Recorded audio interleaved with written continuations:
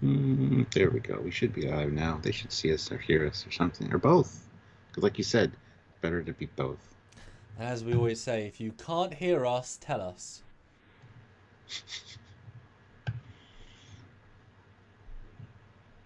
Well, usually when they can't hear us, the chat blows up. No sound, audio, someone on mute. Yeah, so that's good. Yeah, do you remember that one time when it just didn't work for no reason? It's like, I can hear Yeah. you can hear me. There's no reason it should be working. It didn't change a thing. It's been pretty good lately, though. We haven't Yes. changed anything, and it's been working every time. So, Basically, Stuart, what I think happened is Skype and OBS both updated and they stopped communicating. And now they've got it sorted out over 2 months. and that's good. That's Very good. Thank you, Skype, for not messing us around anymore. Yes. Lately. Yes. What did we do to you to deserve? No, we didn't. Hi, Stuart. My friend. You know what? It's weird. I saw you live a few minutes ago. What was going on did there? you? Yeah. Oh, that was a bit of a cluster. A live within a live of a live.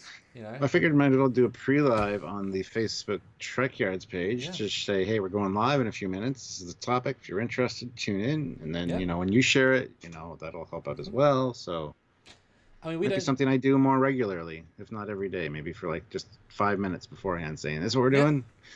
I like it. So, yeah. Oh, it's one of those things that we do these to have a genuine conversation, and often we do, in a sense, we learn, we dissect it and broaden our horizons with these conversations. So they're interesting, and we think they're worth something.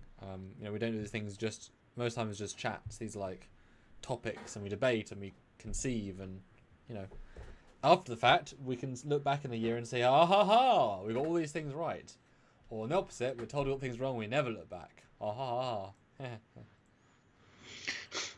And INF Jack says Skype in 2020 is a bit of an oof. Hey, Skype has been great to us over the years. And he says just use Discord. I absolutely despise Discord. It does not work properly ever for me. But whatever. Yeah, just not a fan of Discord or Twitter or Instagram. It's like when people say, you got a Hotmail email? I'm like, yes. And? As if that's a taboo. It's like, yeah, okay. A lot of YouTubers and stuff I've noticed have Hotmail YouTubes, so whatever. It is what it is. It's like, apart from making your own account of your own, at... Which we do have. We do have an @Trekyards emails, but we never use them. Oh. Dean sent those up for us with the website. Oh. And there's like 6 of them available. One's Captain Foley, one's Commander Calkins, but I don't remember the exact. Anyway. Me either. And we just use Skype because it's been free and it's allowed us to connect, and it's also a good milestone. Like, we know how good we look and sound because we've been doing it for so many years. Yeah. But yes, Stuart, we are here. We are here to talk about the Federation, the future Federation, and the most future Federation that we've ever had. The Federation of 3198. Nope. Try again. 3189. Now, at this moment, yes, but we're going to talk about how it was. So 3188 and before. We don't know how it was in 3189. We only spent a day in 3189. But boy, they like changing the time history. And as we can see in my thumbnail, I represent the 2 characters that we both have seen and have teased to have seen that represent parts of the Federation, although different vibes between them. They don't share a uniform. Not that the Saeed, I believe his name, actually has a uniform. He's not commissioned. Although wouldn't it be kind of cool if next episode is actually in a full uniform? That'd be satisfying. Now. Yeah, he is now. Commissioned him, so. But if he got in uniform, that'd be cool. Not Discovery He's obviously. been an officer for a year now. Yes. He should definitely be in uniform. I think that would be great.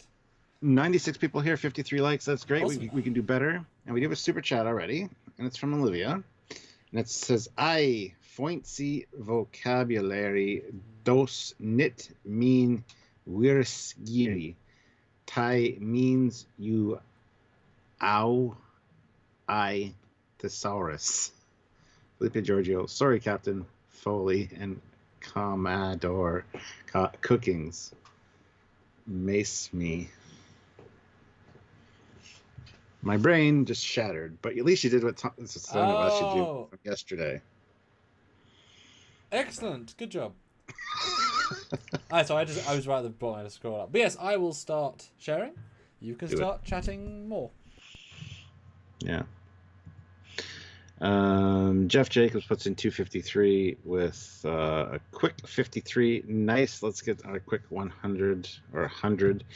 Hashtag make Jeff pay. And that is great, guys. Super chats are an awesome way to help the channel.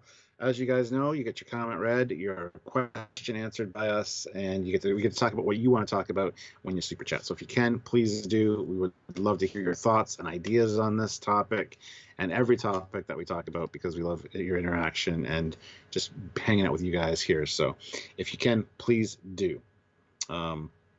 Also, you can join the channel at the rank of Commander, Captain, or Admiral. It's another fun way to help us out. And that's a monthly thing, but it makes a huge difference in the grand scheme of things here on YouTube. So if you can, please do that as well. You can also join us on Patreon, patreon.com/Trekyards. And of course, the free way is just to like the videos, subscribe to the channel, click the notification bell icon to all, so you get notified when we upload and when we're doing a live, so you guys can take part and join in it. So if you can, please do. Speaking of taking part and having fun, if you want to see what I was up to this end, I got a captain's log coming out on Thursday. Hopefully, if it's edited in time, and you guys can check it out and watch exactly what I did this weekend. It was quite an interesting, jam-packed weekend. So I'm almost done editing it. There's a little bit of a sneak peek of it, at least audio-wise, on the Facebook Live that I did right before this live. So lots of great ways to interact and hang out with us. So we love having you be part of the community. So as a result, please also check the description of every video. We have a Teespring store, and as I was saying, as a result, be part of the community. Head on over to the Teespring store. Check out some of the merchandise we have for Trekyards. Helps us out and gets you showing your love for Trekyards by wearing a Trekyards shirt, or Trekyards. Wrap yourself in a Trekyards blanket. Wear your Trekyards socks. There's Trekyards socks that have me on one and Commander Cockins on the other one. And you know what? I'm going to go into merchandise, and I'm going to highlight and pin the socks to the top of the chat right now, because I can. I don't know about you, Stuart, but I've heard it from an insider that Vogue, the fashion retailer, thinks that those socks are really good and are looking to potentially work with us in 2027 to have a new line of stuff with our faces on. I think eventually underwear with our faces on each butt cheek and more. So get the original stuff before Vogue. We sell out to Vogue. We're not going to sell it to CBS. We'll sell it to Vogue. They'll be our overlords. Absolutely. I've pinned it to the top of the chat. So if you guys want to check out the Captain Trekyards, Team Trekyards socks. I mean, I don't even own these. They should really send out 2 samples of each. That'd be the least they could do. They should, but the Teesprings doesn't send out samples. You have to buy everything, and that's why I don't have a lot of the stuff. And if we did, we'd give ourselves a 7%. Ha ha. Right. But yeah, no, Adrian, no. But would you like to get screwed by Captain Foley? If so, get a pack of Captain Foley condoms. Proven to work on the 4th try. Did you get it? Did you get it? Yes. Good. Fleet Phosphor Fact 20. I wish $2. Underwear with your faces on it would be creepy. Yes. But I mean, they had the Spider-Man and the Star Wars underoos that were a big thing back in the 80s. Trekyards underoos. Hey, I'm all down for that. Trekyards ice cream sandwiches. The WWE had ice cream sandwiches with wrestlers on it. So why not do it? So Stuart, what are your overall review thoughts on Discovery Season 3, Episode 3?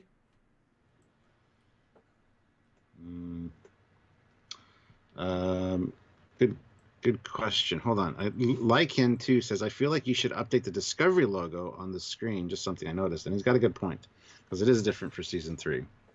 So there you go, Commander. Something you need to do. Well, that was a custom one that was made for us before Season 1 by a good art designer. So it hasn't been accurate for a year and a half now. No. I think he just means the Star Trek Discovery, like just the words there.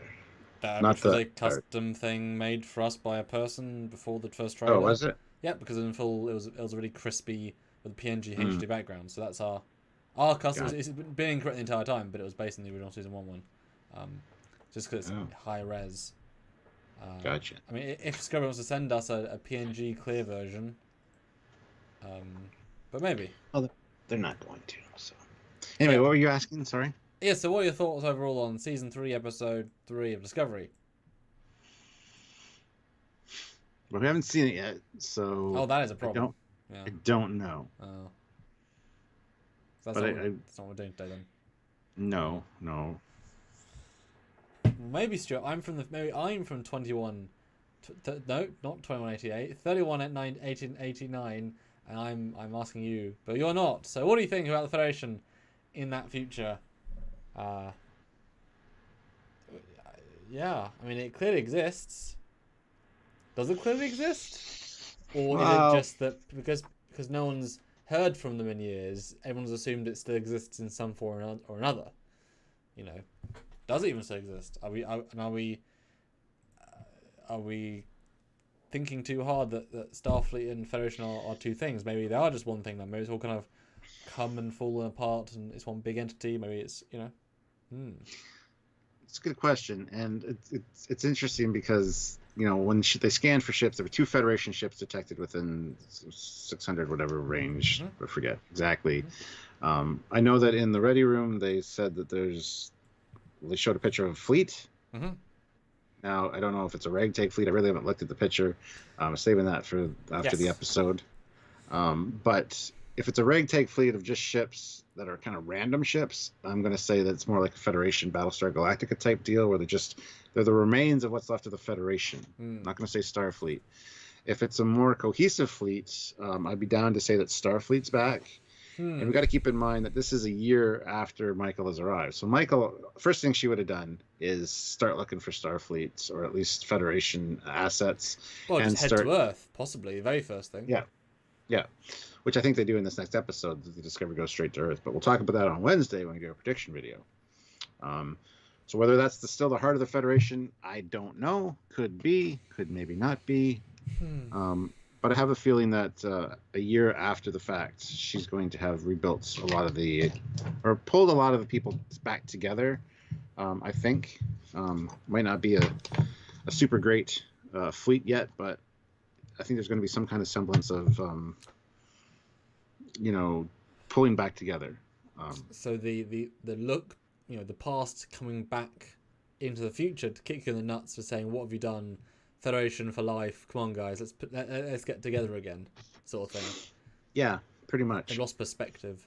Although, one thing I just considered, which this is in reference to what the Federation is or isn't, I'm still wondering. We theorized this before the season that Starfleet versus Federation. Although there hasn't been proven to be the case with the people in the costumes. Although you could argue though that maybe he just didn't say it, but they were Andorians. Maybe there's some extra tie there. Anyway, there's neither here nor there. But if Michael Burnham's been meeting the Federation for a year, let's say, what are the chances, though, that whatever... And again, I'm assuming that there's something wrong with the Federation or Starfleet. That there's some nefarious thing because they like making Starfleet the baddies in some way, shape, or form.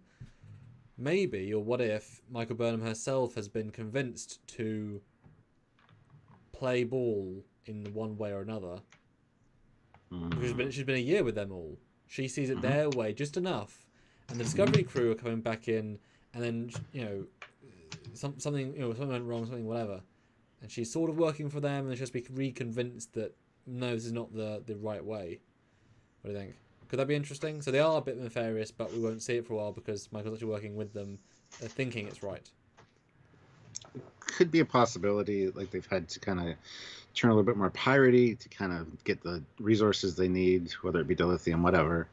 I can maybe see that, but at the same time, it's only been a year, and Michael is Michael. She's very hard-headed, and she's got it in her head that she's a perfect Starfleet officer, and Starfleet is what it is. Even though she was the first mutiny in Starfleet history, right?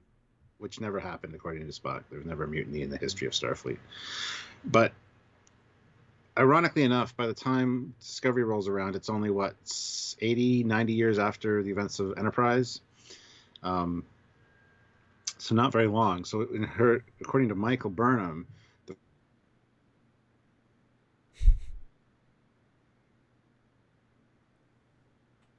to maintain the idea of the. According to Michael Sorry, Burnham, am I back Stuart. now? Yes. According to Michael Burnham, the Federation's only been existed for less than 100 years That's true. at this point. Yeah, that's true. So it hasn't turned into the Federation that we know from TNG, like that history, 200-year history by the time TNG rolls around. So it's not really, and we know that in TOS, like 10 years after Discovery, the Federation is still growing. There's a lot of unexplored space. There's new planets coming out all the time. This is a golden age of exploration. We've got fast enough ships to go and explore, but we haven't made all the friends. Yeah. You know, like in Picard. So it's not the Federation. In Picard, this is like only 700 worlds part of the Federation.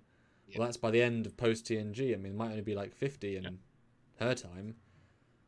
Yeah. So there might be the Federation that we all know as viewers, like TNG and all that, Burnham doesn't know about that. And you know, Rome lasted 1,000 years. Mm-hmm. You know, and you know,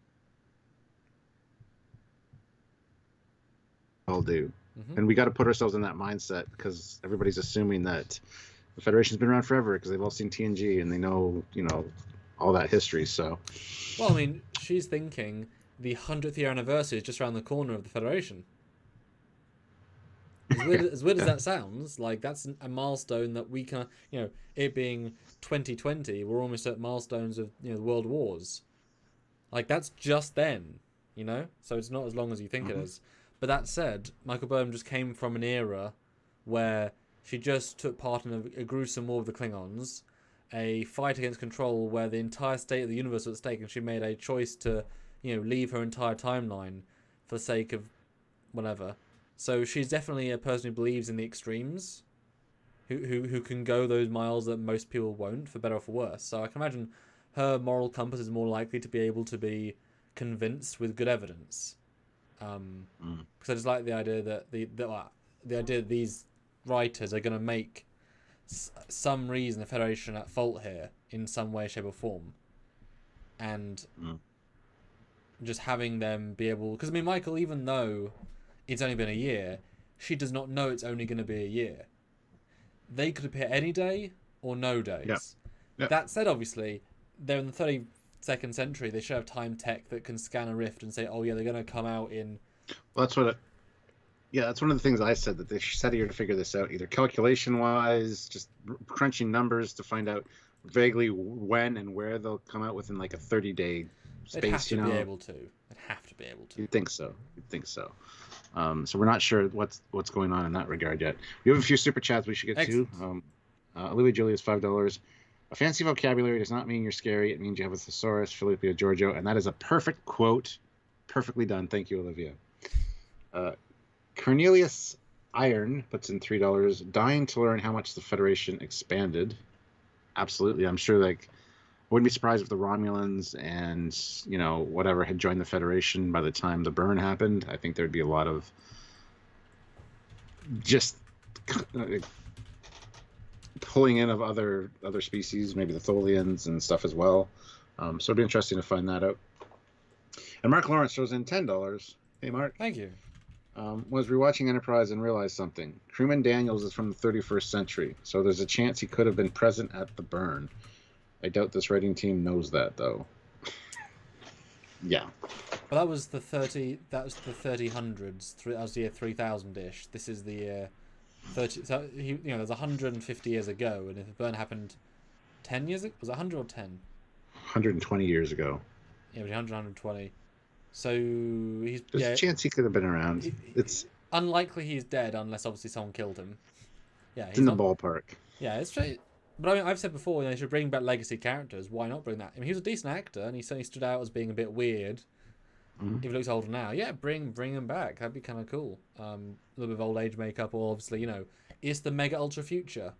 Why the hell couldn't they generate you to look like you're 45? Why not? It's the mega ultra mega super mega future. And Brent Justice throws in $5. Shouldn't the Federation have expanded into other galaxies by now, like Andromeda? Could there be others that did not get affected by the burn? Absolutely. I would be down because we know that the Enterprise J, according to Doug Drexler, could maybe jump to other galaxies. So who knows what happened with the Federation? I'm sure there was some kind of growth and expansion that way. Whether those are now cut off because of what happened with the burn, that might be another possibility. Like there could be the Federation in the Andromeda Galaxy that we cannot contact right now for some reason. My only problem with that is that if we make everything god techable, that humans are out in 5 to 10 galaxies, then now you've got to make threats that are the universe. Universe-saving threats. That also threats. If we've got to other galaxies, then of course we've destroyed the Borg, or we've saved every single drone. I mean, you once you go that far, you really can't go any lower. Like you've reached the pinnacle, then obviously we've saved every race in the Gamma Quadrant. Because why would you explore the galaxy before the universe or the galaxy? And so they've explored every quadrant in our galaxy, but that seems unlikely as well. But then they had time tech, and that obviously changes the game too, because they can go from Delta Quadrant to Earth in 1 second via rift. So why the hell is, if that's halfway across the entire galaxy, why can't you just, if this is a line through a galaxy, just do this? Oh, look, we're in a different galaxy. But I think that's too powerful. It's only been 800 years, and if you look at how TOS to late TNG tech went, I don't think they were any closer to going to a different galaxy in 400 years, per se. I don't know, I think that's just too... It's like Slipstream, it just makes the universe too small. Or galaxy too small. I mean, just having the time tech of the time cops 20th century guys and 31st, just saying we destroyed all time tech isn't really a conceivable idea. Like, once you've got it, it'll be in all the databases, And since we've had... in TNG, then be able to bring up schematics for 100-year-old technology when they reference old tech. I mean, have they purged all time tech schematics from all space stations and spaceships? Well, like, are they literally purging all of the remnants? But then what if there's a scientist that knew about it? I mean, Sung, he's definitely stayed and did research. I'm sure there are still time ships around. Why wouldn't there be? Especially from the past before the before the ban happened, which can jump in any time in the future. Yep. So in fact, yeah. I mean, all we have to do is call relativity from its point to the 29th century to help you in the 31st century. And it's just patrolling time, present, future. It's like you say. There's that adage: once the first person designed time technology, it then existed at all points in time. Once that first thing was done, it was always built because you can't unknow it. It's changing the universe tech, and they can't obviously go into that. They'd rather just sweep the floor with it because it is too much tech. So hey, hopefully the burn is interesting, Yeah, and the other thing too, the issue with going to different galaxies, if the burn is localized to this galaxy or this quadrant, this whatever, all the Federation advanced tech that's in that would go, okay, we haven't heard from them in a while, and we can quantum slipstream. It should be easy. Yeah, let's just displace ourselves back there and go, what the hell's going on? So, yeah. I think galaxies is a little too much, but well, and whatever the burn is whatever it is. We'll see pretty soon, I'm sure. But would you even have it written that it affected other quadrants? Because that seems pretty radical for the how full of themselves the Discovery writer to say we are going to determine that all races and all the quadrants of all the Star Trek universe all lost dilithium. It's like no one's ever done anything that grand in the Star Trek writers team to destroy all dilithium in the entire galaxy. I mean, that's... Have you met this team? Well, yeah. But that I found that so absurdly dramatic, Yes. Because you're also saying that obviously most dilithium, it wasn't all. But are you saying that now, for the last 120 years, no one has become warp capable? No one has first contact, no one has developed? I mean, it's just...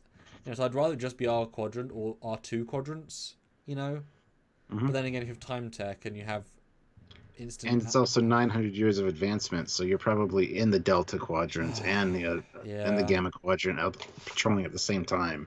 It would have to be pretty much galaxy encompassing for it to be impactful at that point, because I'm pretty sure 20 years after Voyager, 30 years after Voyager, we're in the Delta Quadrant, no problem. Just standard routine stuff, So...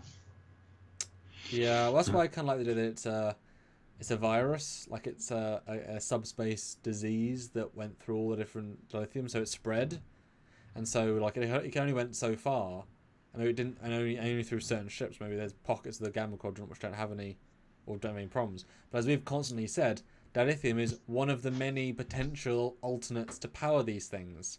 So what about all ships that didn't use dilithium, that uses other stuff? Well, not every ship needs dilithium to power its warp drive. There are other things you can power it with. It's the future, it's the mega future. Like I keep saying, I do not believe for a second the Relativity used simple dilithium to power any of its drives. It's not powerful enough. Of course it didn't. So those ships were fine. So why wouldn't they use that tech? So hopefully we're just going to see the idea of the mass production of space travel. Like, the Federation still have 100 and 200 ships, as opposed to the 5,000 they used to have.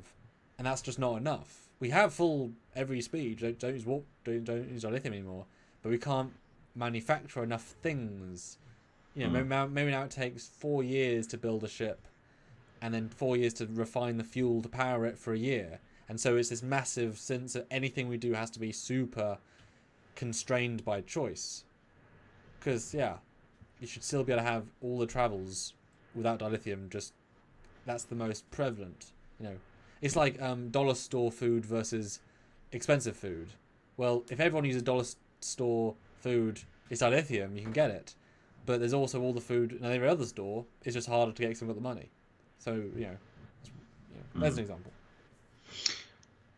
201 viewers, 94 likes. Guys, we can hit 100 likes. We can hit 150 likes with that many. Hit that like button if you haven't. It'll really help us out. Yes. It's free. And you just have to click it. And Aeon puts in $2. Aeon time ship. It's somehow all Wesley's fault. Guessing he'll cover it up and lie because him and his friends are being dicks and did an experiment and destroyed all the dilithium. Sci-Fi Nation, $5. Thank you. Michael said, "Feel the burn." Then all the dilithium went boom. Then her and Disco showed up in a world that Daniels was trying to prevent in the 31st century. Maybe. Somebody asked in the chat a little while ago if Picard would still be alive in 3188, and the answer is no. Because Stuart, he died in Star Trek Picard, so no. Spoilers. And we put you in a body that's going to die the same time you were anyway, so haha, dickheads. Even Picard said I would have liked a few more years. So let us know, guys, what you think about the Federation in this time. What kind of structure do you think they have? Why is it that they're not upholding Federation ideals? If there is a Federation still, just are they so thinly spread out that they can't maintain that kind of status quo? Because we did hear that in the last episode. Like Saru says, well, why hasn't the Federation stepped in to take care of this guy? And the other guy's like, where are you from exactly? And of course the Interstellar Endangered Species Act that the Federation of course upholds. Book is now doing that job, so Yeah, but I'm wondering if if we're going to see that amalgam, that coming together of Federation and Starfleet, if we don't have enough funds for dilithium or structure for both, so say for example that for whatever reason, well, no, actually, no, this is not very logical. So Starfleet has more advanced technology than the Federation. I think that's without complaint. I think that's a sensible statement. I would say so. But Starfleet, the Federation, could ask for any of the technology the Starfleet makes because they it's an organisation within the Federation. Great, but if the Federation doesn't need high-end slipstream drives, etc., then most of the ships would be the simpler ones, just for travel, for commerce, for diplomacy, whatever. So I can imagine after the burn happened and everyone was... Because there's an implication that it only became bad then. So that everything was fine, then suddenly it wasn't. So maybe Starfleet, which had the more advanced ships, they either said, we've got to do martial law because we're the only ones that have anything spacefaring, or the Federation says, hey, we need to now co-opt your fleet because Federation has only got 5 slipstream ships available in the fleet and 4 boxes of lithium. You still have 130 working ships, and you can't be off doing your own shit. I'm sorry, guys. So from now until unknown time, we'll put in the Starfleet Unification Act, where you work for us directly, which has never been the case. Like that direct has been a little bit in between. and therefore it evolves into one. But then, as it becomes more entwined, Starfleet then has more influence over the Federation, which causes a slightly more militaristic look. As well, if we're going to risk our own ships and our own people, then we need more from the Federation. So I could see them very much like melding over 100 years into one entity, which is not a good thing. What do you think?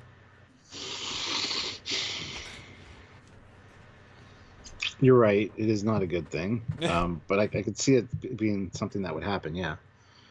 Yeah. Because then it's like, where do the the politics of the Federation influence Starfleet, and the power the power of who kind of like with Gowron and Duras. Thank you. Who's got the bigger fleet? Well, if you've got a bigger fleet, you can have the Civil War. Yeah. And that's a pretty simple thing. And then Burnham comes in and she's like, I want to talk to the head of Starfleet. And he's like, that's me. You're the president of the Federation. Yeah. But which one were you first? Well, Starfleet. So you're like, wow, the head of Starfleet was elected president? Holy shit. That's not good. Not saying they're bad guys, but they're designed for different things. Yeah. I can see that simple thing being a good way of like, they didn't mean to go wrong, but the outcome of 100 years of it, of trying to keep their people safe, has led to a less ideal situation. And that, I think, would be a good balance of we need to help them versus they've gone bad, Yeah. Yeah. Aeon, $5. Thank you. Would that copy of the Doctor be arriving about nowish from the Delta Quadrant? Oh God, yeah. That was not that long ago, but it's true. How long did that take? Yeah. Somebody else had mentioned that in one of the comments, and I thought that was an excellent idea. But because you could have, Zimmerman, not Zimmerman. You could have him come back. That'd be cool. Yeah. Picardo. 3074. So if it took 100 years to get through, which seems unlikely. Maybe he was the reason for the burn. Yeah. Works out about the same time. He transwarps in, yeah. And I did not know that Tim Russ directed Living Witness. Damn. That is a strong director choice. Wow. As in, he did a really good job there. That's one of my favourite ones of its kind. Wow. Jeff Jacobs throws in $2.13 for 113 likes. Way to go. 200, here we come. Yes. Blew it to do it. So 208 of you here, 117 likes. Guys, we can easily hit 150. There's a lot of you that haven't hit like yet. Just hit that like button, click the thumbs up icon, make it blue. If it is not blue, you did not do, so make sure you've done it. And Sci-Fi Nation throws in $5. It's a play on Andromeda, another Roddenberry show putting Commonwealth and Federation back together. Nothing to see here.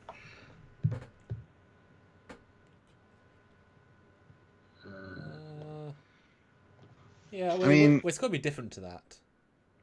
Surely it is, but I mean, when I first started watching Andromeda, I just thought, hey, I'm just picturing the Enterprise and Kirk here instead of, Kevin Sorbo.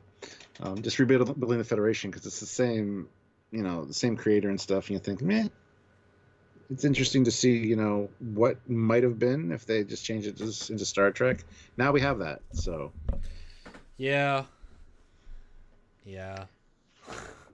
I think it's done different enough that it's fine so far. Well, we haven't got far enough in.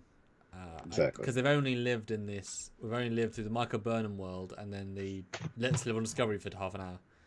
Next, I think this next one is going to be the big burn into content. Kind of like with Picard, where it should have been the first two was on Earth, not the first three. They really let themselves down there.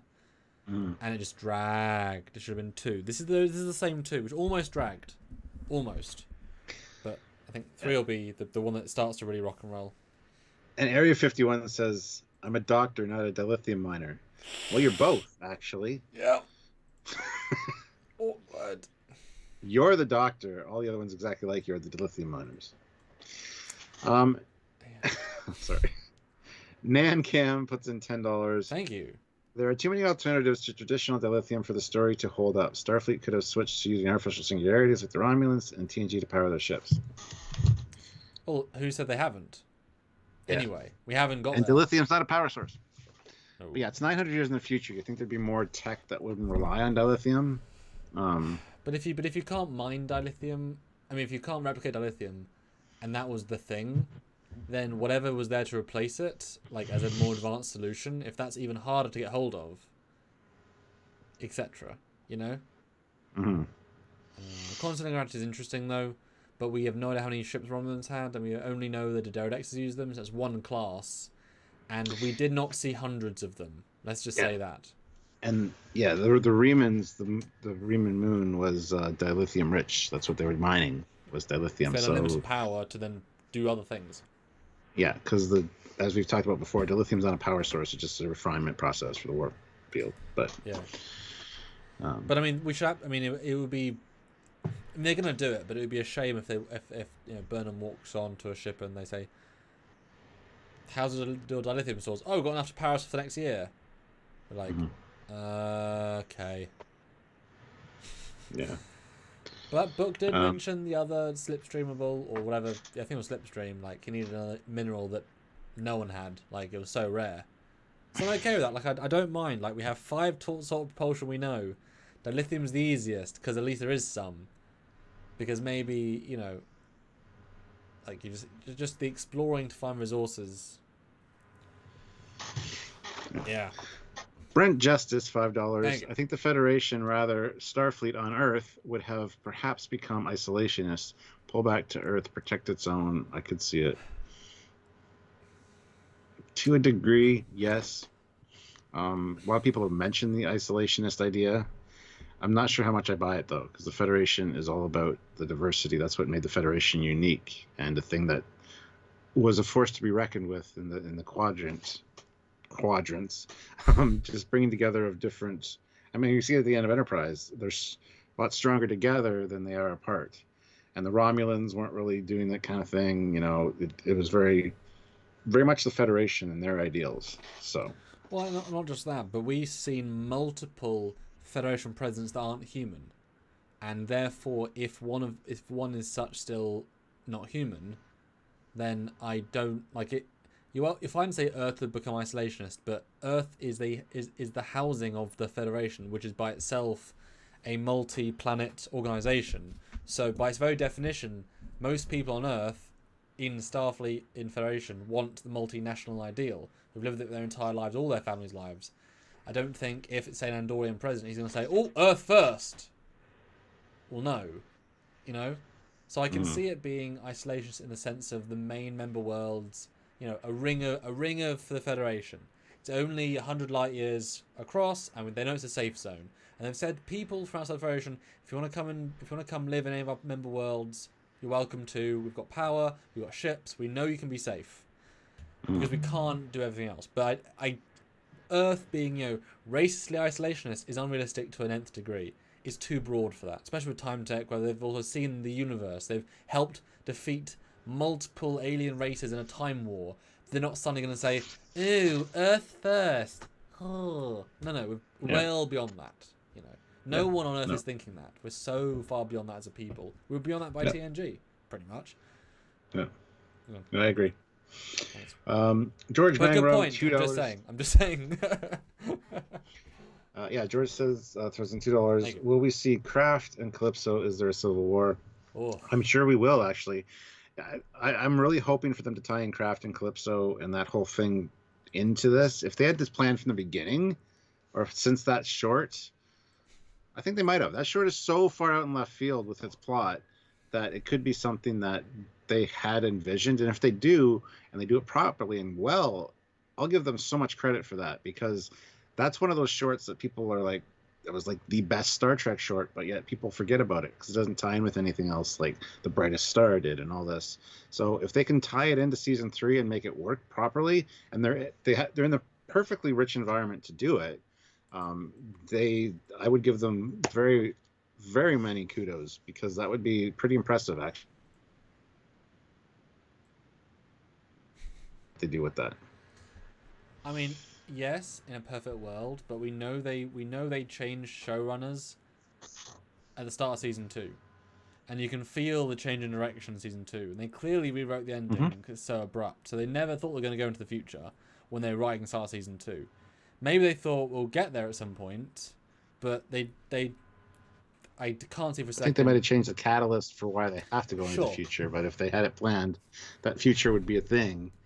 Um, who knows, actually? But it'd be strange that they had such a flawed season 2 time storyline and yet link back into whatever.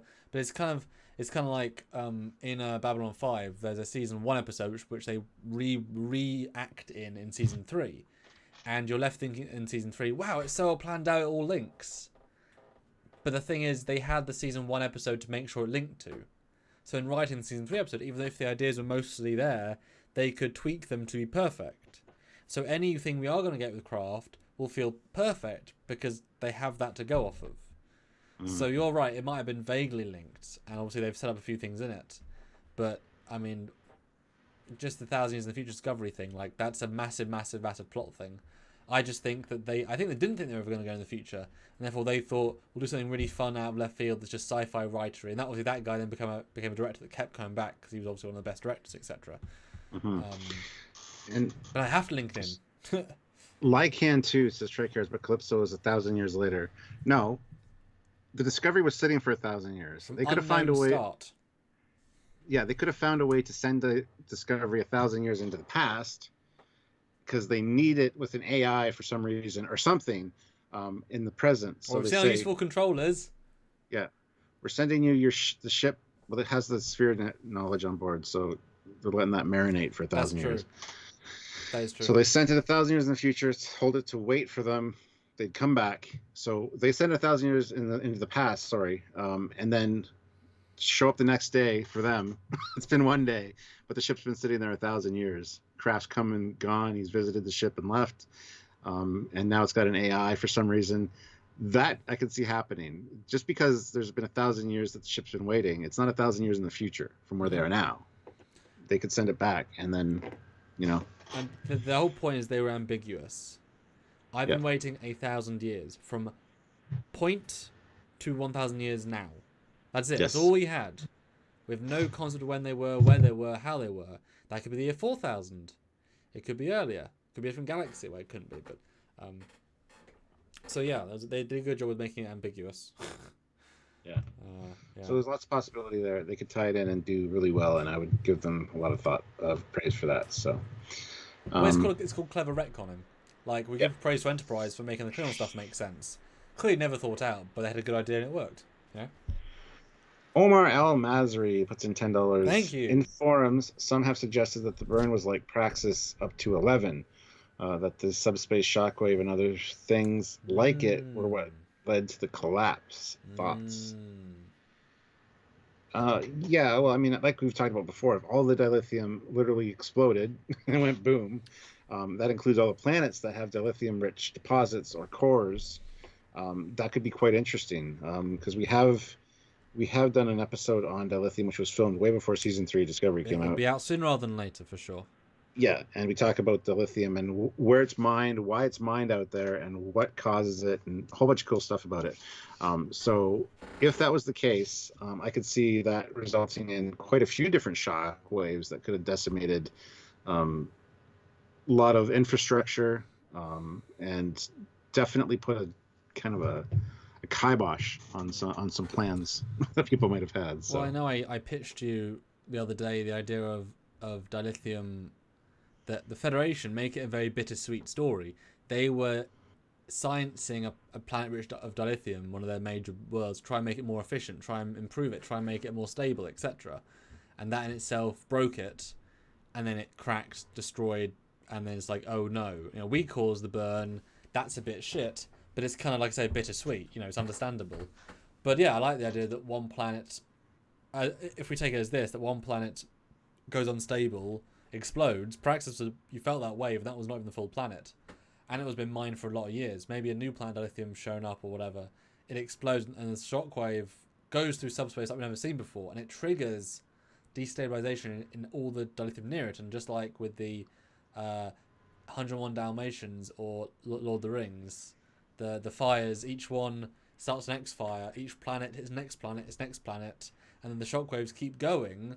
And so therefore it just destroys a lot of stuff. And that's why maybe the most outer rim of dilithium planets were fine, but now the entire galaxy's got to be, fueled and antimatter reaction assisted by those few planets. So I kind of like that you know, it subspace wave through the harmonics of dilithium crystals. You know, that's interesting. It's simple and effective. Mm-hmm. Yeah. John Harrison, £5. Thank you. I was wondering, do you think Mars is still on fire? And I wonder if the guy in blue is an android. We talked about that when we first saw him. We thought he looked kind of off, like he was either an android or a hologram. Yes. We kind of get the feeling now he's human.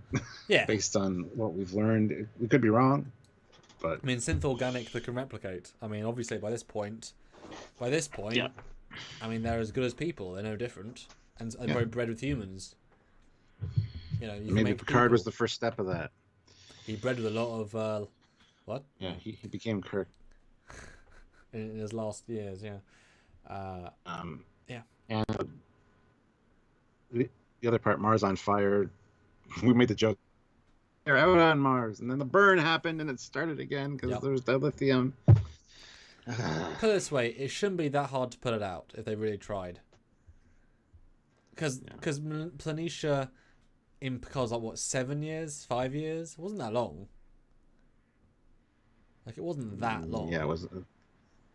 Like, do you really think 9 years? Do you think they can invent time ships and not put out planet fire?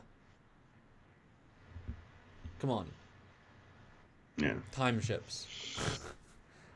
Yeah. Good tea, nice house. Yes. $5. Is it safe to say Discovery will be hunted for its spore drive throughout the quadrant, explaining why it abandons in a nebula? Could be. Yeah, that would make a lot of sense. I know people are saying, well, it damages the mycelial network to use the spore drive. Yeah, but if they find a future tech that can fix it, so it doesn't damage it, I'm all for that. We do see Stamets put his hands into like a new molecular kind of like goo instead of getting the things stuck in his arm. Maybe that's just to activate the spore drive. It's new tech. So anything's possible in that regard. And yes, if it's a new form of travel that nobody's really thought about or done before in the 900 years, which I find it implausible. But, you know, since it was classified by Starfleet, now it's a thing. They see Discovery doing it. It could be a target. Absolutely. So that would work. That would work fine, just fine for me. And let's just call out Alistair. He says, hey guys, wish I could have hopped on sooner, but being a student at a hospital has its drawbacks. Already hit the like button. Well, thank you for your service. Kick that butt by massaging and washing that butt. I don't know. It's a hospital. Yes, Stuart, no, I agree. But reading that, I've already forgotten what you were saying. Remind me what you were saying. It is in my brain. I've lost the transit point. That happens to me all the time when I'm listening to you too. Yes. I was just saying that the mycelial network could be a new tech that allows it to travel. Yeah. I mean, yes, Hunter is a great storyline. Although we know that it wasn't them that was hurting the network, it was Colbert in the network, and then Stamets in the Mirror Universe hurting it. So they don't hurt it anymore. They just run out of spores, but not really. I mean, they've currently got a limited number of spores at the moment. But it's a god tech. Who cares? They can do anything. Remember, it time traveled them as well. They went from the Mirror Universe one time, plus 6 months in the future. So it's an alternate universe time travel anywhere in the galaxy device, like the Red Angel suit, which is an anywhere in the galaxy, anywhere in time travel suit. And they're calling it now.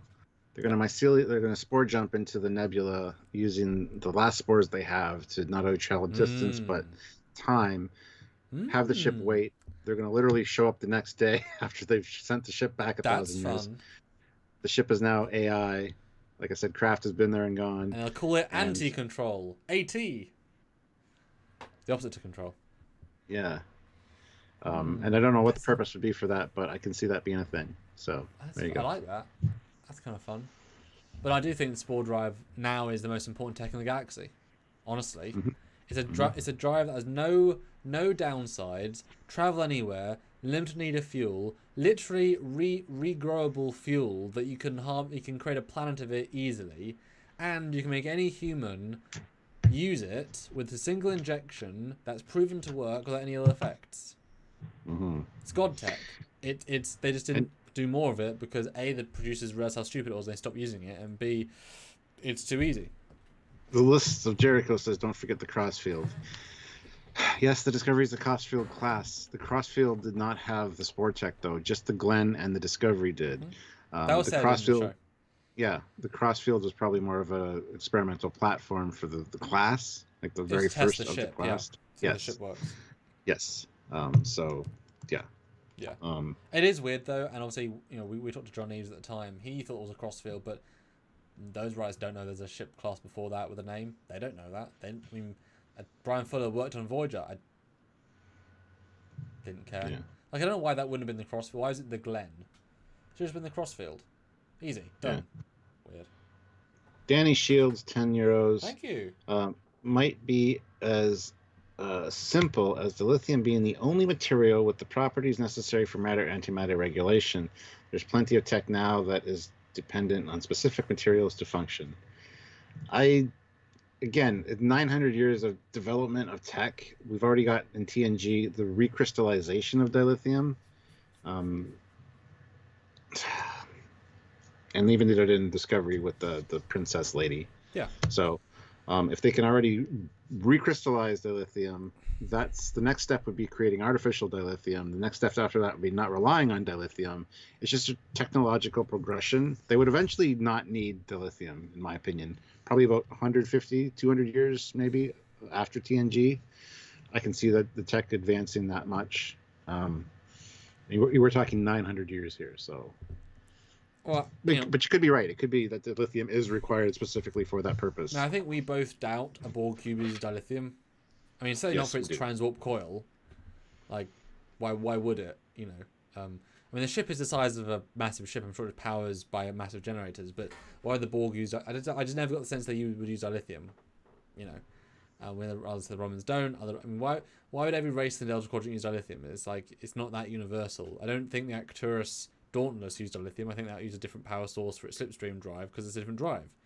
You don't need the same tech for the same drives, etc. So there's more than one tech. Obviously, now if they tell us in the show, dilithium is the only source powerful enough to achieve FTL, we'll be like, oh, well, that's canon now. Mm-hmm. You're wrong, but that's canon now. Mm-hmm. This is why I said, guys, it's risky. Go into the future and because they are now retconning the entire Trek universe, literally. If they say, "Oh, we haven't seen the Ferengi in 500 years," we'll be like, "Oh, really? God damn it!" Or every race had cloaks, or this. That's why it was bad. It was bad enough to have the temporal Cold War. It's like when they're retconning, everyone has time tech by third. Well, not retconning, adding to the canon. It's like future stuff is risky. At least earlier stuff you ignore because it makes no sense, Like, well, obviously there aren't turbolift shafts the size of roller coasters in the Enterprise. Like, no, obviously there aren't. Like, that's never going to be canon. It doesn't make any sense. Of course it isn't. So you just have to ignore that. Well. It's nonsensical. Sci-Fi Nation, $5. The Dominion was antithesis of Federation, ruling through fear instead of cooperation. Would be cool to see where they are in the 29th century disco timeline. Maybe that's their revenge. They decided to create the burn. The founders were advanced as all hell. I could certainly see him saying, yeah. I mean, that'd be kind of cool. I mean, that lady's still alive, I'm sure. And with the makeup, she could look identical. That'd be kind of cool, Mm-hmm. The founder. Because, I mean, that Dominion, I know someone posted about it recently. There's a continuity, there's a mistake in the dialogue. Either the Dominion is 700 years old or like 9,000 years old. Both are said in dialogue. Yeah. Yeah. So if that's 9,000 years old, then yes, it seems a bit ridiculous that, oh, of course they'd come to the Federation because that's the hero of the tale. That's the founder we saw.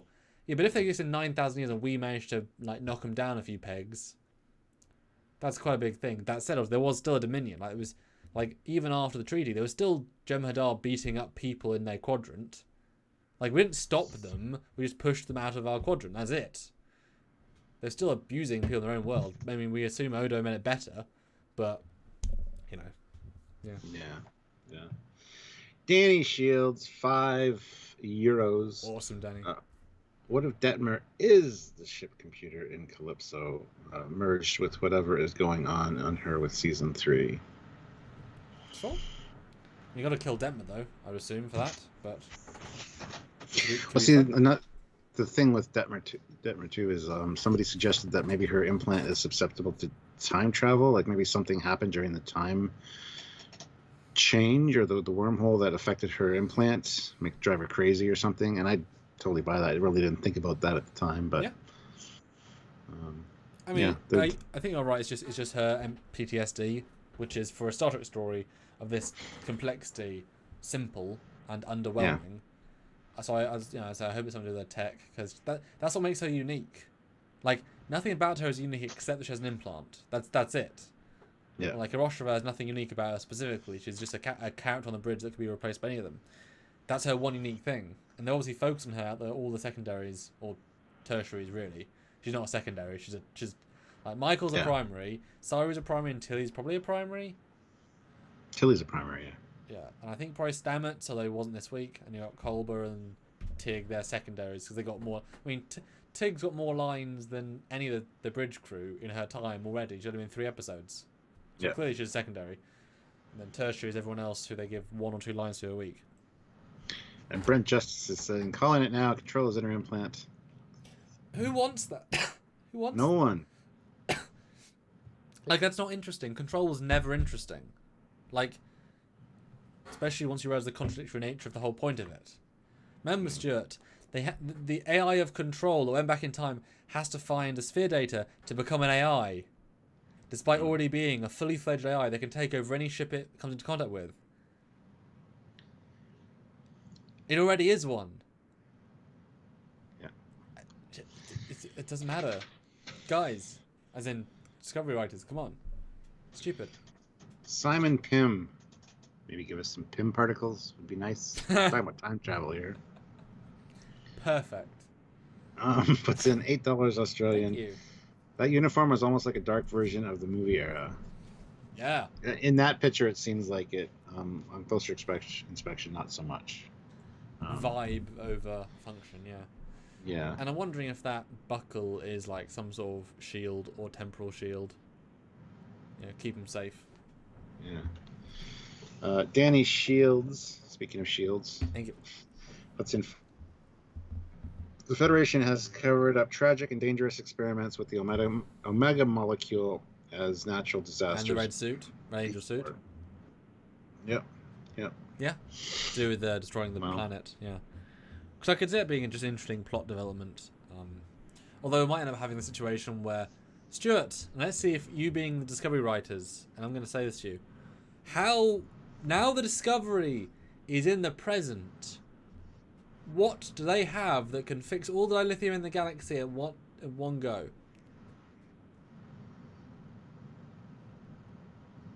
Is this a serious question? Yep. And this is the thing that they might do, because it lets them save literally the universe. Think real basic. What does Discovery have? And not like a stupid answer, like a serious tech answer. Oh, the mycelial network. They're going to go in and seed the mycelial network with dilithium seeds. And it's going to sprout dilithium all throughout. Dilithium. Yeah, all throughout the universe in all time. Well, that's further than I thought. But maybe that's why the Discovery shuttles are everywhere. Because the mycelial network is like all time, all at once. Actually, what I was gonna say is that they just spread spores. The spores. All they have to do is put a spore into a planet, and it re-energizes all the dilithium. Because they lost the ability to make those spores, 800 years ago. Yeah. Because that would be a simple, effective way. Because it's hyper special, organic tech, whatever.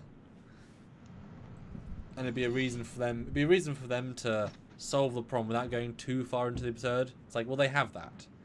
There's no reach there, no reaching for concept. 254 people here with 150 likes. We hit 150 finally. 254. Huh. But it's 104 people that haven't hit like yet, guys. Yeah. If you haven't hit like, you're one of those 104. Shame on you. Hit the like button right now. Help get those numbers up. We can easily hit 200. And guys, that's incredible. 248 people watching. That's brilliant. Welcome. Yeah. Sorry you guys weren't here for Lower Decks. So we had a lot of fun, but glad you came back. Go watch them. The reviews for Lower Decks. If you get a chance to see the show and you want to watch reviews, go watch them. And do go back and when that comes on Blu-ray, please buy a Blu-ray. You'll not be disappointed unless you don't like animation or semi-comedy. Or good Star Trek. Oh, good Star Trek. Danny Shields puts in €5. Thank you. I've read that one already. Okay. Never mind. Jeff Jacobs, $2, 150. Now the march for 200 and 250. Let's do it. Hashtag make Jeff pay. Michael Williams, disco shuttles are the craft of choice for time travelers. Well, they blend in everywhere. They should replace the time ship from TNG, the one that shows up with Max Headroom. Yeah. They should replace that with a Discovery shuttle for a remaster. That'd be fucking funny. Yeah, great. Yeah. Okay, so let's go back to the Federation then for a second.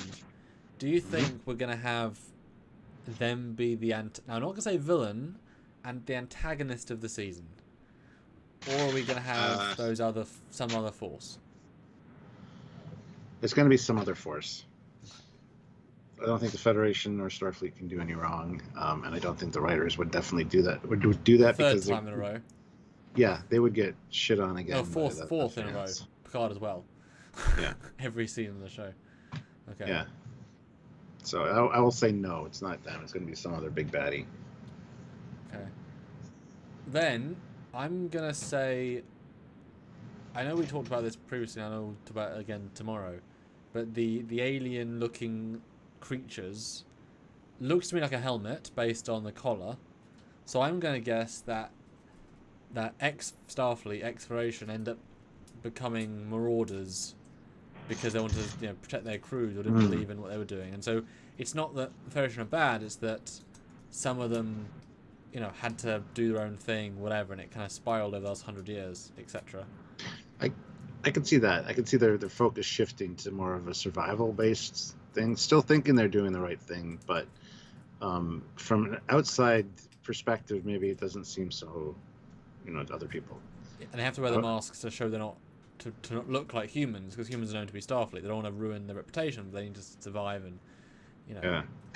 Because what if there is a colony of people, near one of the shipyards in the Outer Rim. This is the future, so maybe made a shipyard in the Outer Rim of the galaxy, and that was then, blocked from ever getting back to Earth, so they spent the next 100 years rebuilding whatever they had, finding new power sources, and then they came out of hiding, or they came out to Earth finally, found it not like they like, and then sort of said, we don't like this, and we have to make them return. So it'd be kind of interesting if they were like humans from the Delta Quadrant, as in they'd moved to the Delta Quadrant from our quadrant with the tech of the future, and they got locked off, and now they've come back 100 years later, and the kids of those Starfleet officers are not as nice as their parents were. So it is like a Delta Quadrant batch of ex-Starfleet children who don't quite have the best interests at heart.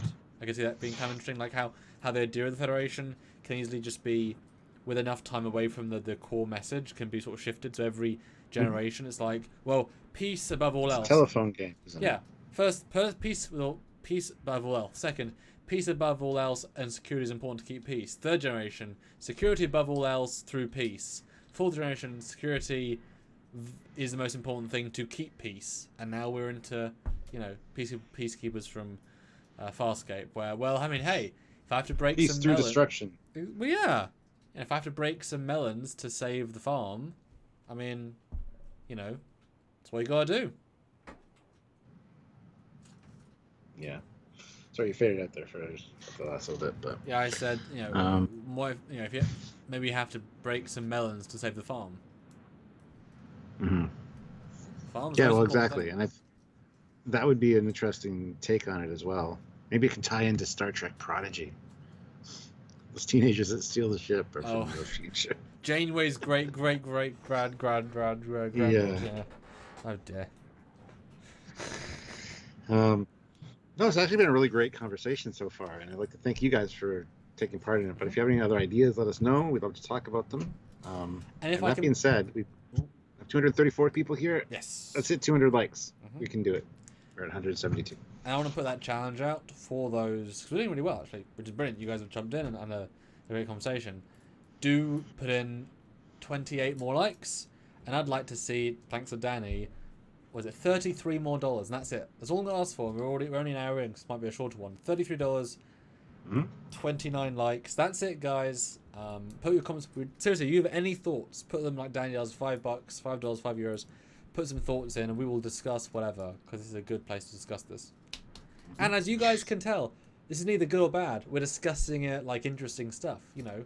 Are we hating on Discovery, guys? Put in the chat, yes, no, or maybe. Of course we are. We're Trekyards. Yeah. We'll probably rehash some of this stuff in our look at like our prediction videos, not only this Wednesday but following Wednesdays, because we've talked about quite a bit in this. So But we've not it's just interesting to build that foundation, get those ideas out there, and get people thinking about it. So, but Danny Shields, yes, €5. We know we're getting Trill this season. Yes. Would you guys be excited to see a legacy character kind of return with the inclusion of a current Dax host? I mean, if the Dax symbiotes could live that long, I don't know if they can, but that might be interesting, because it wouldn't be the Dax that we know, because it's been so far removed from. There's been so many hosts. It would be a different, but have vague memories of Jadzia and all that. I mean, that might be interesting. If it was done well, and we keep saying that all the time. Like, there's a lot of great ideas if they're executed well, and just they don't drop the ball with them. But seeing Dax again, I think would actually be very interesting. No one on Discovery obviously would know who the hell it is, but we would as the audience. So I would be down for it if it's done well. The thing about Dax is that it's an easy bring a legacy back, while actually not bring a legacy back, because you're right, that Dax will not resemble anything like our Daxes, because of course it wouldn't. Yeah. No offense, but if they ever brought back, what was the first Dax that we knew called Curzon? Yeah. If they had a flashback with Curzon for an entire episode, do you think he'd act like Jadzia? No, there wouldn't be anything alike. Like, there'd be no, because they're so different. I mean, the host is like 85% who they are, and the symbiote like changes that 15. So it's great for me. While it's fun, it's also a cheap shot. Look, it's Jason Dax, and we're like, okay, and they remember Starfleet. Great, that's useful for the plot, but it adds nothing to the Dax character in the sense of it's just another person called Dax. There's nothing specific there. Yeah. Now, if obviously it was a clone of Jadzia, fine, or Ezra, but that's absurd. But cool, but it wouldn't add too much beyond the fact that now they could discuss, what happened to Ezra, and you could have that linked in and whatever. But yeah, we've talked about how the Trill is a good shout. Although they keep bringing about their own species, like they're sort of limiting semi to their own. Well, I guess they're adding another couple, but they use those makeups. But yeah, the Trill are interesting because they have this legacy memory. They have a very save the past vibe, and so of all the planets, you'd hope they would keep Federation ideals longer, because every one of them that's still enjoying Trill will know those, will feel in their core those ideals.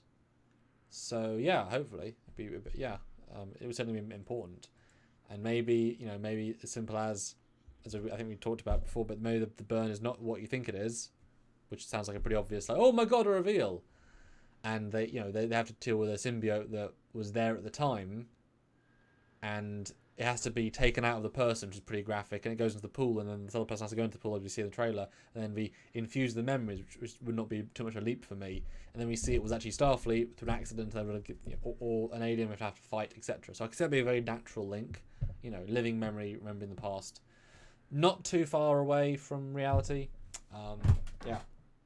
Yeah.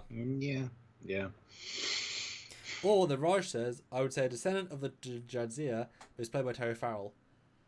Although a descendant of Jadzia, she had no kids, so it's hard to have descendants with no kids. But right. But I mean, yeah, just hire. I mean, I would be fine if they had a couple of legacies back playing having that Jake's sister come back as Albert Sisko, the great grandson, because it's been 900 years. You can look similar. Why not? Who cares? Yes. Aeon throws in $5. Thank you. Who needs time ships? Remember in Assignment Earth, the Enterprise just casually going back to 1968 like it was no big deal? Yeah, that was their mission back then. But yes, the slingshot effect. They'd done it by mistake before. They realized they could do it, and then they got an assignment from Starfleet to head back there. Yeah. It's still pretty dangerous and not accurate, but Yeah, I mean, why not? They even do it in Stargate, for Christ's sakes. Yes. Yeah. Solar flares. Oh. Yeah, the implication, though, is that it is very much the Spock factor that let them do it. There's actually a book called Section 31 where it talks about the specific engines on the Enterprise made that possible, and then Spock translated that formula into the Bird of Prey, which was more of a fluke than anything else. Yeah. But it was very specific to those engines for some reason. I haven't got through the whole book yet, but it's going to be interesting. So, well, it's like in my Convergence film, you know, it deals with time travel, and we do talk about, because I feel the need to have no plot holes in my stories, and so when they bring up time travel without any sort of advanced technology, well, you explain how and why and how you can't, and they explain in my version that Section 31 tried for. Gotta interrupt you. Okay. 183 likes and it matches totally. Oh yeah. I just want to point that out to you. But yeah, 17 more likes, guys, would be fantastic. And sure, why not 17 more dollars? Because we're almost at the 30 that Samuel asked for. So if you can hit like, and you're part of the 230 people that are here that haven't hit like yet, hit the like button. And Zach says, Terry Farrell is old now, and CBS didn't like her, that's why she left. It's not why she left at all. So No. There's a whole story there, yeah. Yeah, nothing to do with CBS. But anyway, so in my fan film, I had the idea that, and this might be in the book, I haven't read the book, but Section 31 tried for years to do time travel, and they sent lots of ships back in time. Well, they could have, but no one ever came back, so they assumed none of them worked because they have never any evidence. And so they well, although I guess if you say it's a 0.1% chance, you might have had to send 100 ships to make that as a guess. But you know, they gave up because they realized it was a fluke. It was that such a rare thing. You know, it happened because it happened, and you can't. You know, they said it was there's science. There was also luck, and we've never had luck, and so they gave up on the simple. Because there's not even technology involved in the slingshot. It's just the doing it. But how many ships can we waste? You know, how many ships can we burn doing this? And probes aren't really worth it. Yeah, so that was it. It was luck as well, and luck's important. You know. John Harrison. Yes. Throws in £2. Thank you. Do you think they will use the Riker ship from Star Trek Picard? Oh, the Shen Hu or Zhen-He. whatever. Zhen-He. No. But probably because they don't like building new assets, and it's the newest best ship, and now it's.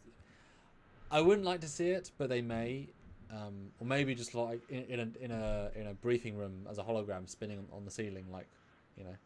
Like we had in Picard. Simon Pym, $8 Australian. Thank you. What did you guys think of this shot of the future starships exploding? Thankfully, no cut and paste fleet. Yay. Them exploding? I haven't seen that. So we have. Have we? It was Detmer flying, shooting one. Oh. They're just future ships. He's not saying Federation, just saying future ships. Well, he's saying Starfleet, but he's implying they are. Gotcha. I mean, I don't like the fact that there's petrol explosions on shields. I hate that. Yeah, that's really bad. It's fine. It's more fun if they're photon torpedoes because they themselves have an explosive yield. They can explode, but a pulse weapon does not explode. It hits a thing. The thing drains the energy. That's it. That's the two-step process. It's just it's visual noise for the sake of it. And it wastes render time they use for better things. There you go. Yeah. No, I'm looking forward to this next episode. If we do see this new Federation and this fleet of ships, I'm looking forward to breaking that down and analyzing that. I have seen them. I did look briefly, but I tried. I pulled away quickly because I did too. Gotta wait. I took a quick glance and went, okay. I want to wait, and we're not. You think we'd be all over it as soon as we saw it for Trekyards, but we want to get a little bit. Yeah, we're not. We want to get a little bit more better images and see if we can get some good stills and stuff in the next episode before we do anything about that. Because there are at least 5 classes, 3 to 5 classes. There's a lot there to look at. Yeah, and a lot. But yeah, context is going to be king. Okay. Although I'm still really surprised they gave that away in Ready Room. I am too. I mean, I know few people watch that, relatively speaking. Like, it's not a mass thing. It's actually quite a niche thing. But boy, what a thing to give away, especially people like us. Although maybe it was just them teasing us, like, here you go, Trekyards, we'll give you it, and we didn't do anything with it. Like, And then we they've been gave sitting you there. the stuff, guys. They've been sitting there ever since Ready Room came out, waiting, watching Trekyards, going, what are they gonna say? What? They haven't even said anything. What is that? They don't care about Discovery. We gave that just for them. We put it out literally. They said, what should we show this week? Oh, let's put out the ships. Everyone loves the ships, including Trekyards, and they. But we're excited, and I curse you, Trekyards. Yeah. But guys, we are $17 from Milestone and 7 likes, so there's basically 3 5s. Post some comments, thoughts, and I want to do a quick poll. 240 people watching, either via super chat or by just commenting. Do you think the Federation, now not Starfleet, but the Federation, in this future, simply said, good, bad, or same? Okay? Because same, I guess same just implies like more of a general, they try their best. Good is they really like step to their good game, and bad is they're not doing too well. My answer to that, I know everybody answer please, good, bad, or same. But my answer to that is those are all too simple of answers. It's going to be much more complex and involved. Yes, there is no grey there, but I want to see where everyone's mind's at, where we're going on the spectrum. Because I like this one-word answer. Like we get a real like spam of what people think. We got bad so far from Alan. Okay, right there we go. 100% of the Trekyards audience thinks bad. There we go. 100% of the Trekyards audience who's been pulled says bad. Oh, now it's same. 50-50. Dabo. Federation smaller and more boring. Bad with enclaves of good. Insane. Dun dun dun. Bad. Ooh. Okay, so same but more desperate. Same. So nobody's saying. Well, good and same are the same thing, really. Well, good, like I said, same is that it's flawed. Good as they try to do good, like they're very they're good guys. They're the good guys of the season. Yeah. Because come on, they're not good in Picard, are they? Well. Yeah. And they're not good in Discovery either. They wanted to bomb Kronos, so. Chris Gwillem, Federation spit to protect their own. I think he meant split, but okay. Yeah. Spit is more entertaining to me. Yeah. And yeah, Jonathan's right. Yeah, Romulans, Klingon. Not necessarily want to see future Klingon ships because I can't imagine they'll do them well. I don't even know what I would do. Like that's a really hard thing to try and do. But although it might be, I don't know. A lot of bads coming up. It depends where the drama's from. Like can we have just an outside force that attacks us all? Because things we haven't got to the story yet. We're just world building. We have no idea, and they've done a very good job of not telling us anything. They haven't even given us the clue of. Because remember, season 2 was the red. These signals have created throughout the galaxy. That was the plot. Boom, instantly it was there. We knew some level of story. This, nope. You don't know it. And Ron Sarna, I refuse to vote for this. Why, Ron? You're a regular commenter. Why are you refusing to vote for it? Just because you don't want to? You don't want to be proven wrong, or you just? We got 200 likes, 202 likes. Awesome, guys.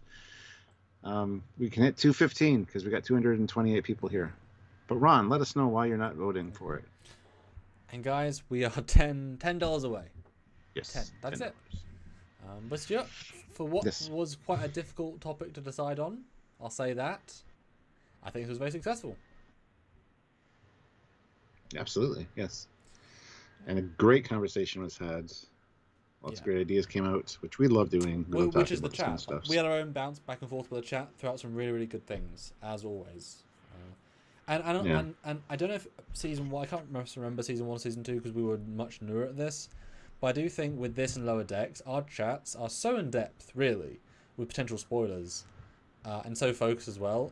But I still don't feel myself, when I get things right, like annoyed and feel like spoiled. I got a lot of things right at the last few Lower Decks. Doesn't mean I wasn't like, oh yeah, that happened. Something about this process is not annoyingly spoilery. Yeah, I absolutely. like it. And then tomorrow Well, Stu, you can pitch the rest of the week.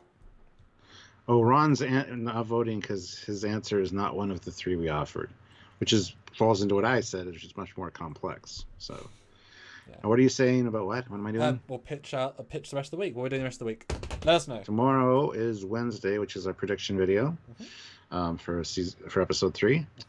Thursday will be my first. Best. I think it will be its best. Yes. Thursday will be my captain's log being released this week, which is a great one. With your nose hair being trimmed. Shh, it's a secret. Oh, it's sorry. Just part of it. Different hair being trimmed. What? It's.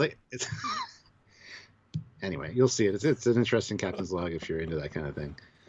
Sounds bad. It sounds so much worse with the way you say that. Yeah. Jesus. But then 10 p.m. will be my first reaction to episode 3. Then Friday we're doing, of course, our full reaction to this episode. Friday is also The Mandalorian, season 2 starting. So we'll have our regular videos on Saturday, a Sunday release, and then Monday will be a Mandalorian Monday where we review The Mandalorian. Yep. And then depending on, we'll probably have a lot of really good ship videos and stuff from this episode coming up for Discovery, hopefully. Hopefully a good weekend.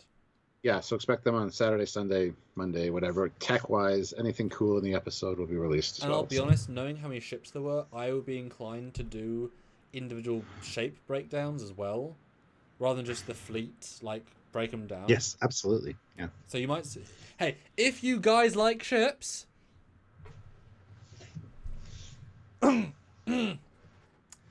you'll enjoy this weekend of content. And yeah, good pitch, Stuart. And just remember though, for next week we're still at the earlier time zone for the European countries, so that's 9 p.m.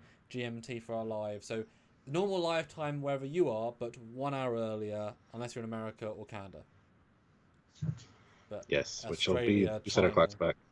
Yeah, we set our clocks back this weekend, so Sunday on you'll be fine. But that live announcement, will be up hours earlier, so you can easily find it. Yeah. That's the other thing. On Sunday, we're doing a live on Trek Central.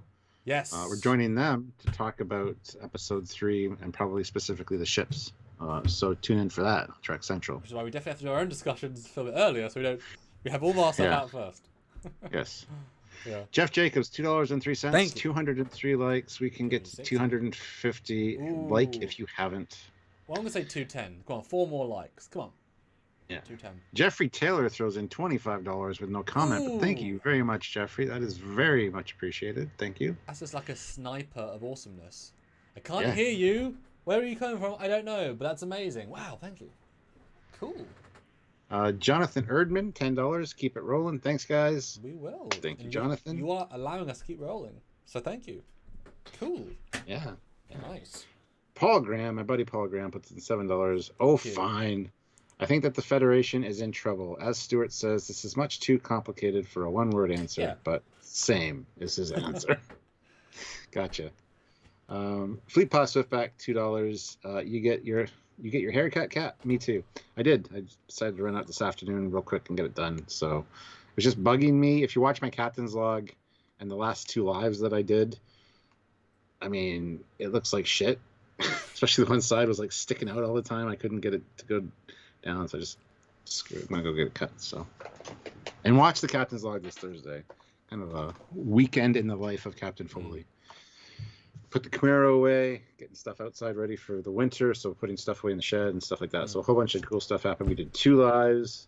I did 2 lives plus the Question of Trek show. Yes. Went out on Sunday to look at some vintage toys and stuff. So it's quite an action-packed captain's log. So if you're interested, check it out. And you should be.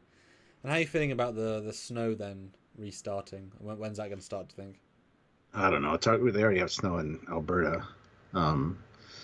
So it could happen anytime. It's cold and shitty. Today's like 2 degrees Celsius. So it's pretty cold. And I don't know when it's going to start. I just hate winter, the passion. So, is your back any better this year? Because I know you sometimes put your back out by shoveling and such. No, my back's been pretty bad lately. But I don't complain about it anymore. I don't know if you guys have noticed. I mean, somebody noticed. They mentioned it on my live, but my cough's gone. Yes, I said that recently. I was confused by that because... Well, you edit all the time. You used to had to edit around it, or I got so used to it. Yeah. It's true. He coughed a lot, and I just took them all out because. Yeah. Yeah, when did that? 'Cause that must have been like at least 2 months ago. Because you were coughing, and the joke was everyone said you got coronavirus. I'm like, no, he's had it for 6 months. Yeah. No. Yeah. No, it's been gone for about a month and a half, 2 months. Yeah. Any reason why, or just you finally beat a mini bug? No, because like I said, I mean, you go back and watch Trekyards from the beginning, and there's times where I have it. It kind of goes in waves. Mm-hmm. It's really weird. So, yeah, I don't know. Well, hey, well done. Thank you. Less editing for me. Right. Yeah, that's a good closeout to the show. It is. Lots to tune into for Trekyards in the next little while. Yes. We've got Mandalorian Oh, and God, Discovery. yes. Lots of new content. So. Yeah. No, it's going to be a hell of a week next week, and I will tease something for you all. Actually, let me just Google it as well. No. As you guys may or may not know, I do fan films. And there may or may not, definitely or not, be something coming out very soon, produced by me. I'll post on the Trekyards group, and I would appreciate everyone watching it. It's a small teasing piece, but it's a cool thing. And if you love ships, you're gonna like it a lot. So something coming from me as well in the next week, because it has to be, because of timings, and it'll make sense when it comes out. So do tune in for that. And if you like fancy fan film, ship CGI, and promise of more, then you should like it. I just checked the admin chat. I missed a super chat, and also Jerry Taylor said, "Do you see the Discovery using the Spore drive in this era?" Yes. We saw it in the trailer. But yes, but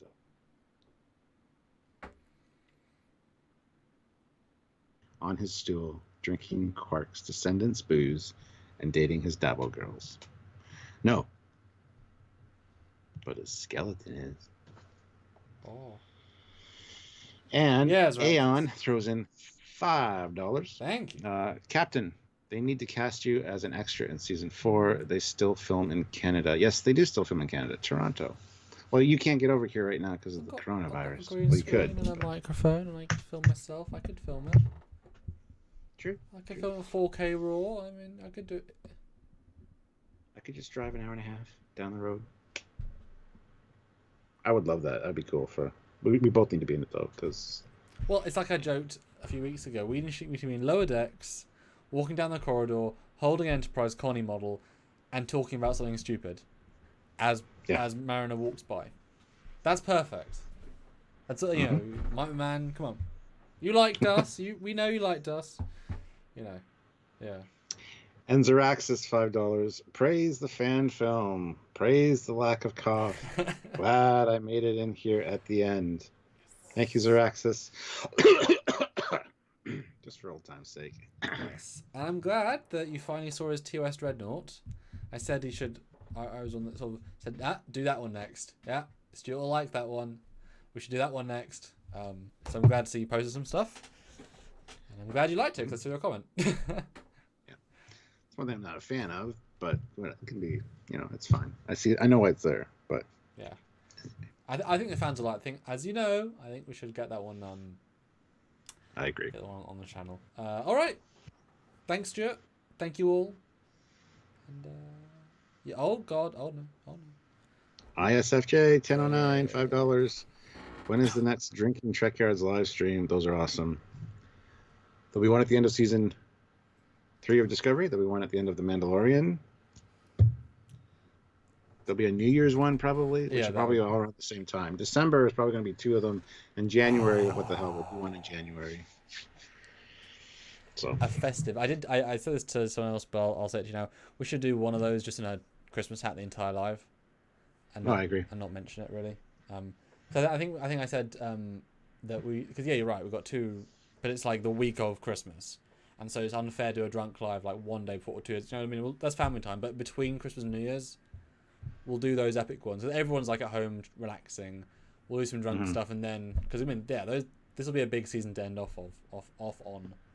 And then New Year's as well. That could be a lot of fun, festive with us. And I mean, you all have booze still left over the house from Christmas and New Year, so it makes sense to me. Absolutely. Right.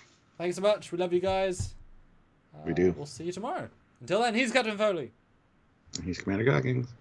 Bye, guys.